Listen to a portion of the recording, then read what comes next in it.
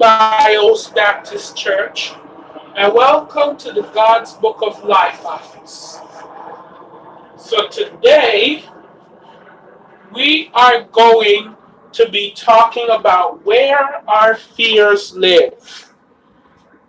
So what I want to do, and in case you haven't noticed, the power has gone out on church campus, so that is why you cannot see anything.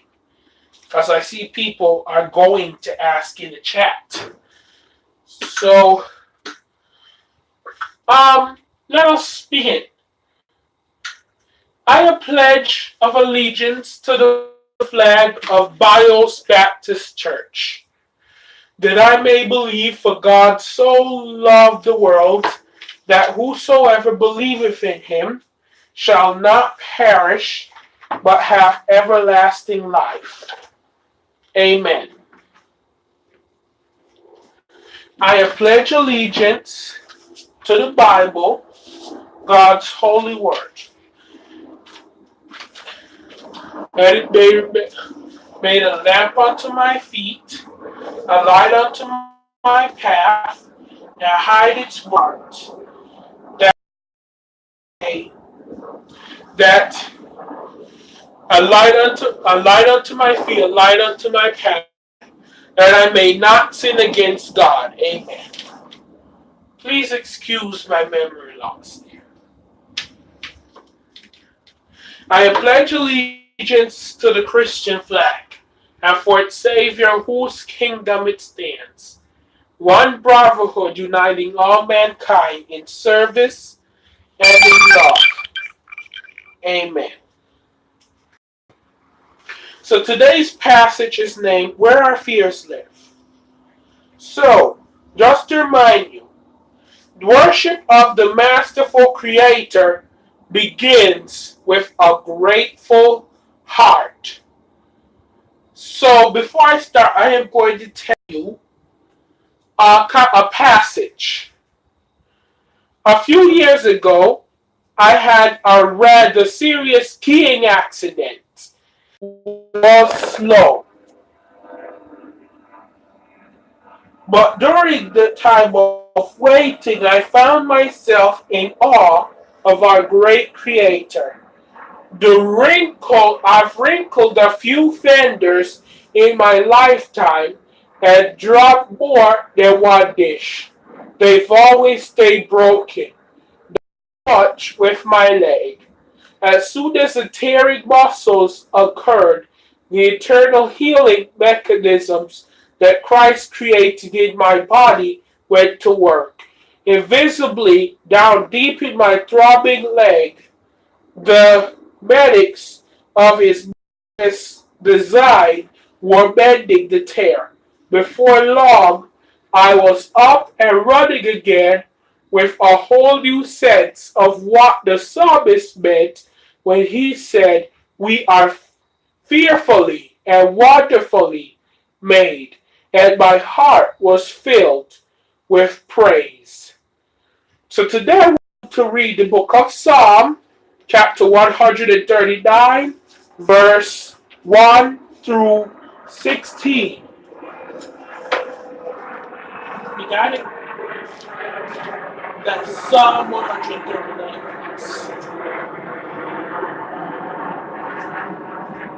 That's okay, take your time. Don't change the Bible.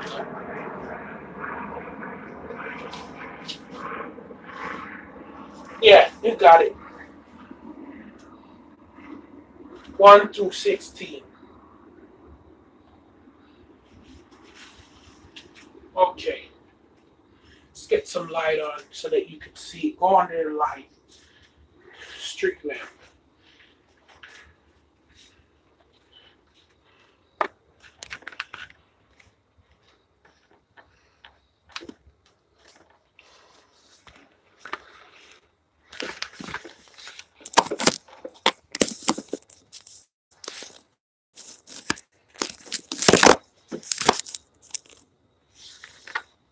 Okay.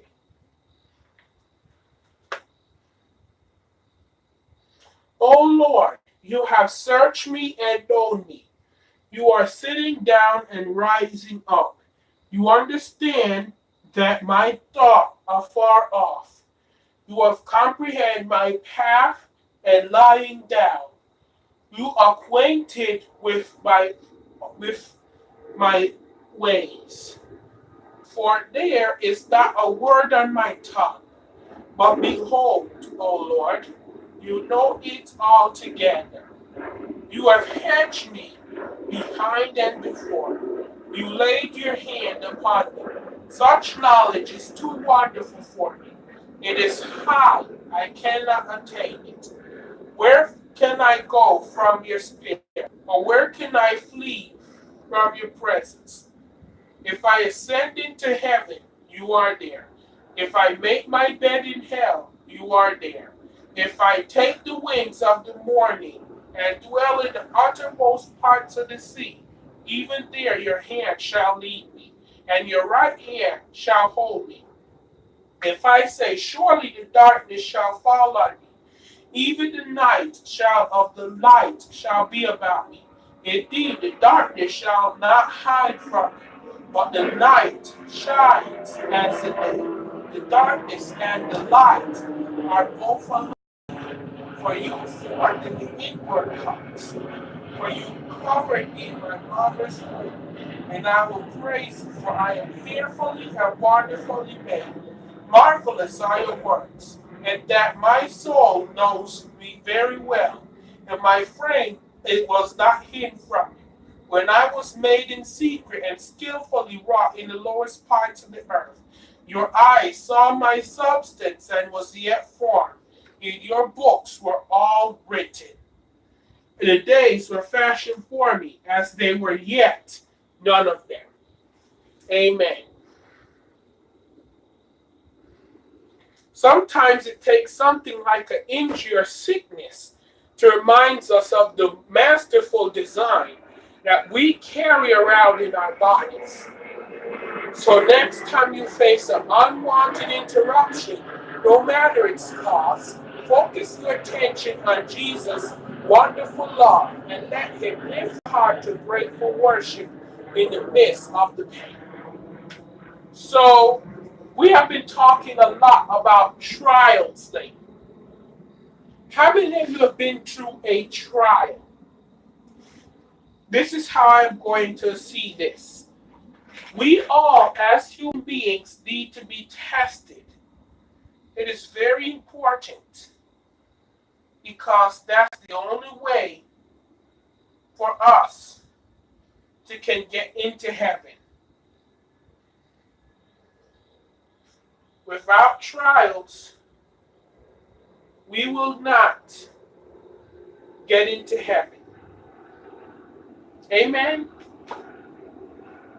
See, we all think that we should be left alone, that we're holier than thou. But you see, in areas of our life where we are all professionals at something, now there's something that we know how to do. You ever hear someone say, well, I got this, and shove people out of their way just for trying to give them a little advice in a certain area of that day? Somebody tried to tell you how to do something, and you get a little annoyed because you feel you already know that. Well, that is exactly why there are problems, so that people can't learn everything. People can't get everything. Problems is what's stopping us from understanding too much. You're too smart for your own good. We would be too smart for our own good if there were no such thing as trials. The world would be torn to shreds. Crimes would go up. There would be more problems. People would have compassion. Trials is what keep things at bay. There needs to be a balance of good and evil. As much as I hate to say it, evil balances out good. Rodents are very bad. So you bring in cats to kill the rodents. Now killing is evil. But you don't want the rodents to kill you, so you bring the cats to kill the rodents. It's eat or be eaten. The ultimate goal is to stop humans from thinking that they are God and to move their throne up above God's throne and to get themselves casted into the lake of fire. Because that's the exact same thing that happened to the devil. Lucifer, remember Lucifer? Anybody remember Lucifer? Remember who he was? He got himself casted into the lake of fire. There was no problems in heaven to keep people at base. Everybody was on God's level. So everybody think, well, I made it this far, I could go further.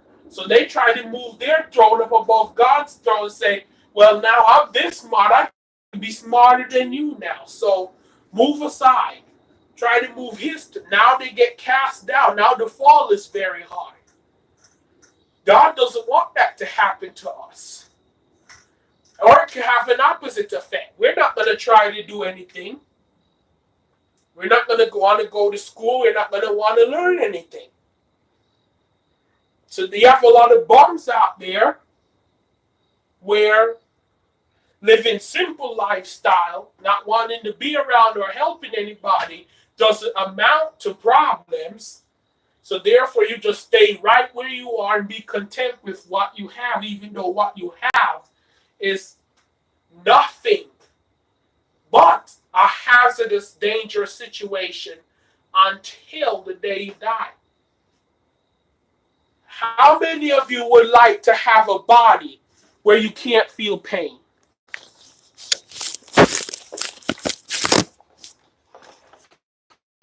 How many of you would like to have a body where you can't feel pain? A lot of you, right?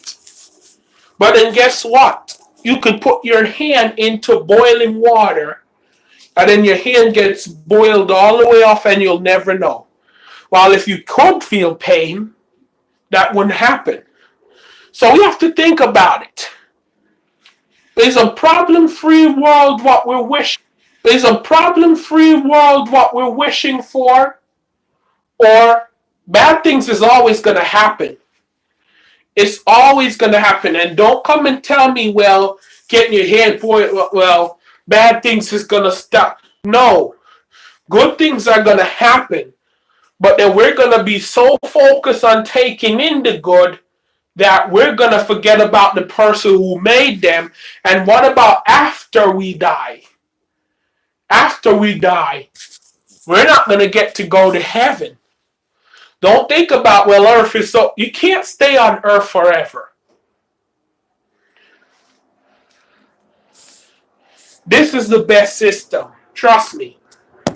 Doesn't get any better than this. It only gets worse. Let's pray. Lord, help us to see beyond the moments of our lives and to deeply into your marvelous handiwork and perfect design. Forgive us our short-sightedness and teach us to see you in every circumstance. Amen. And remember, worship the masterful Creator begins with a grateful heart. Have a good day and may God bless you. Pretty sure I ended.